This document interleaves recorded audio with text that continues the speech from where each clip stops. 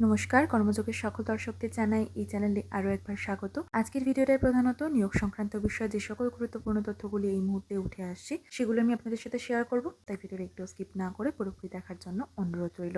সম্প্রতি 15 পাতার ফাইনাল সাবমিশনে যোগ্য এবং অযোগ্যদের পৃথকীকরণ সম্ভব বলে সুপ্রিম কোর্টে দাবি জানিয়েছে এসএসসি। নতুন হলফনামা অনুযায়ী অযোগ্য চাকরিপ্রাপকদের সংখ্যা অনেকটাই কমেছে। এসএসসি সুপ্রিম কোর্টে জানিয়েছে যে অযোগ্য চাকরিপ্রার্থীদের সংখ্যা প্রায় 5,303 জন মতো। এসএসসি আগে জানিয়েছিলেন যে অযোগ্য প্রার্থীর সংখ্যা 5,485 জন, অর্থাৎ হলফনামায় সেই সংখ্যা অনেকটাই কমে গেল। এই বিষয়ে শিক্ষানুরাগী ঐক্য মঞ্চের সাধারণ সম্পাদক কিঙ্কর অধিকারী বলেন যে কলকাতার ওয়াই চ্যানেলে রাত দিন অবস্থানে থেকে নানাভাবে লাগাতার লড়াই আন্দোলনের চাপে শেষ পর্যন্ত এসএসসি সুপ্রিম কোর্টের কাছে অযোগ্যদের তালিকা পেশ করলো। এর ফলে সেগ্রিগেশনের পথ অনেকটাই প্রশস্ত হলো। আমরা চাই প্রকৃত যোগ্যরা সসম্মানে বিদ্যালয়ে পুনর্বহাল হোক, দুর্নীতির সঙ্গে যুক্ত মাথারা কঠোর শাস্তি পাক। প্রধান বিচারপতি সঞ্জীব খান্না এবং বিচারপতি সঞ্জয় কুমারের বেঞ্চে 26,000 চাকরি বাতিলের মামলার শুনানি শেষ হয়েছে। গত 10 ফেব্রুয়ারি ছিল এর শুনানি। অপেক্ষা রায়দানে। শুনানি শেষ হয়ে যাওয়ার পরে এসএসসি নতুন করে হলফনামা জমা করার জন্য শীর্ষ আদালতের দ্বারস্থ হয়। আদালত কিছুটা অবাক হলেও হলফনামা জমা করার অনুমতি দিয়েছিল। সেই হিসাবে হলফনামাও জমা করা হলো। অপরদিকে চতুর্থ দফার কাউন্সিলিং করানোর নোটিশ দিয়েছে পশ্চিমবঙ্গ স্কুল সার্ভিস কমিশন। শিক্ষক নিয়োগে চতুর্থ দফা কাউন্সিলিং এর সূচি প্রকাশ করেছে এসএসসি। গত মঙ্গলবার বিজ্ঞপ্তি প্রকাশ করে এসএসসি জানিয়েছে যে 6 মার্চ সকাল 9টা থেকে বেলা 2টো পর্যন্ত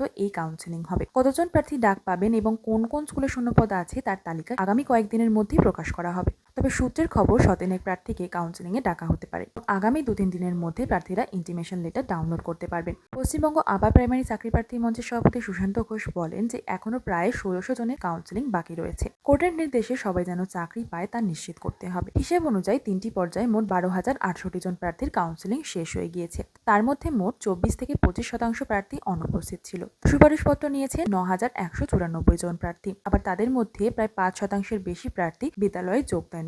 অপেক্ষমান রয়েছেন 1,898 জন প্রার্থী। স্কুল সার্ভিস কমিশনের আপার প্রাইমারি শিক্ষক নিয়োগের তৃতীয় দফার কাউন্সিলিং প্রক্রিয়া আগেই শেষ হয়ে গিয়েছে। তৃতীয় পর্যায়ের কাউন্সিলিং এর পর তৃতীয় পর্যায়ের কাউন্সিলিং ও চাকরি প্রার্থীদের এক বড় অংশ অনুপস্থিত ছিলেন। এই অবস্থায় চতুর্থ দফার কাউন্সিলিং এর নোটিশ দিল এসএসসি। আজ এতটাই রইল। আগামী দিনে এমন সমস্ত গুরুত্বপূর্ণ এবং পজিটিভ আপডেটগুলি সবার আগে পেতে এই চ্যানেলটিকে সাবস্ক্রাইব করে পাশে থাকা বেল আইকনটা প্রেস করে দেবেন। ভালো লাগলে ভিডিওটিকে অবশ্যই একটি লাইক করবেন। ফিরে আসবো এমন সমস্ত গুরুত্বপূর্ণ তথ্যগুলি আপনাদের জন্য সবার আগে নিয়ে। ততদিন ভালো থাকবেন, সুস্থ থাকবেন এবং দেখতে থাকবেন আপনাদের সবার প্রিয় ইউটিউব চ্যানেল কর্মযোগ।